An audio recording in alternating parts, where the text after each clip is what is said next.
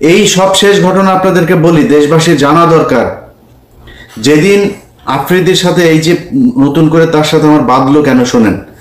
আফ্রিদির বাপ যেদিন আটক হলো, আমরা সারা রাত জেগে খোঁজ রাখছি কোথায় কি হলো, কি হচ্ছে।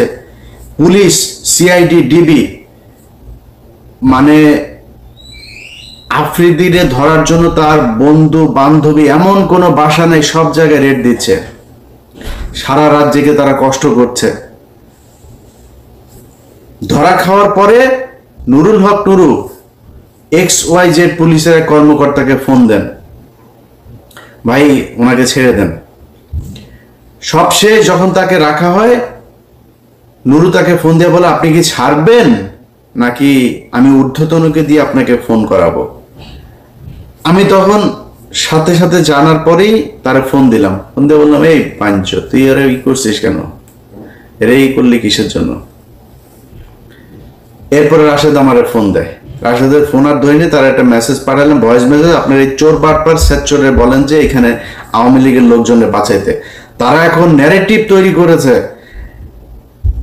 আফ্রিদির বাপ তারা কি যাত্রাবাড়িতে গিয়ে মেরেছে, পাড়ার পো পাড়া তোরে যে শেখ হাসিনা প্রতিটা মামলার যে 1 নম্বর আসামি, শেখ হাসিনা পিস্তল নিয়ে যায় কারো মারছে, মামলা এক্সিকিউট করে, প্ল্যানিং করে, এটা আলাদা আলাদা ধারায় তাদের ব্যাপারে শাস্তি হবে।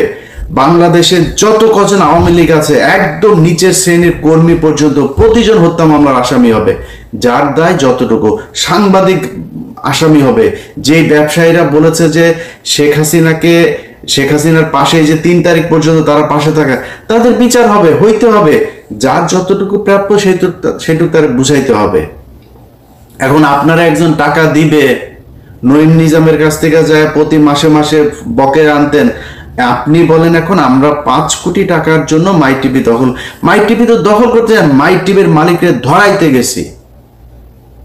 এরপরে তার সাথীর ছেলেরে ধরা হইল, সাথীর ছেলেরে ধরানোর পরে এই যে নুরুর সাথে আমার যে ফোনে যে বাকবিতণ্ডা হচ্ছে না, আমি কিন্তু পাবলিক করি নেই, চুপচাপ আছি।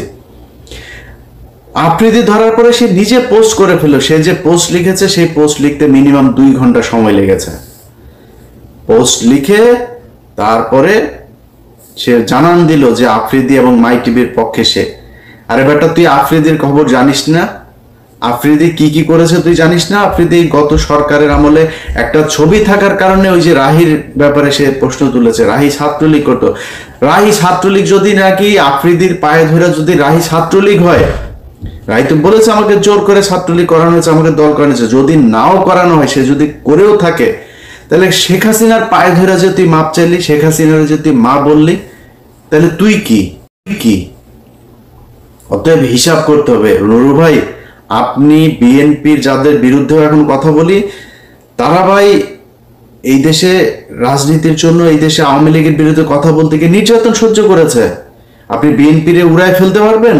বিএনপির লক্ষ লক্ষ মানুষ এই আওয়ামী লীগের বিরুদ্ধে শেষ পর্যন্ত তাদের পক্ষে আসে নাই। জামাত ইসলামের লোক তাদের পক্ষে আসে, জামাত ইসলামের আমিরের পর্যন্ত আমি ছাড়ি নাই। আমার এত সম্মানিত লোক, আমি তারা ছাড়ি নাই। সন্তোষ শর্মাকে তারা দাওয়াত দিয়েছে, আমি সেই জায়গায় যুদ্ধ করি ভাই। আমারে নিয়ে এইসব চাঁদামাজি মাদামাজি এগুলি বললে লাভ নেই। আপনি যা মন চায় বলেন, চাঁদাবাজি করলে সেগুলি তো ভোগ করবো, তাই না? দেখবেন তো টুডে টুমোরো, পাবেন না কোনো জায়গায়। আপনি মাই টিভি থেকে 5 কোটি টাকা চাঁদা আনতে গিয়েছি, তারপরে মাই টিভি অর্ধেক শেয়ার চেয়েছে। আরে বেটা, মাই টিভির শেয়ার চাইতে হয় আমার? আমি মাই টিভির শেয়ার চাও? মাই টিভির চেয়ে বড় বড় টিভির শেয়ারের জন্য আমার পিছনে ঘুরে আমি শেয়ার নেই নাই, আর তুই মাই টিভির শেয়ারের জন্য আমি পিছনে আমি কোনো কোম্পানি, কোনো প্রতিষ্ঠান, বহু কোম্পানি প্রতিষ্ঠান আমার ই করার জন্য, পার্টনারশিপে নেওয়ার জন্য 5 তারিখের পর থেকে সবাই বলছে মাপ চাই, দোয়া চাই। আমি এইসব এই টাকা পয়সার এই লেনদেনে যাইতে পারবো না।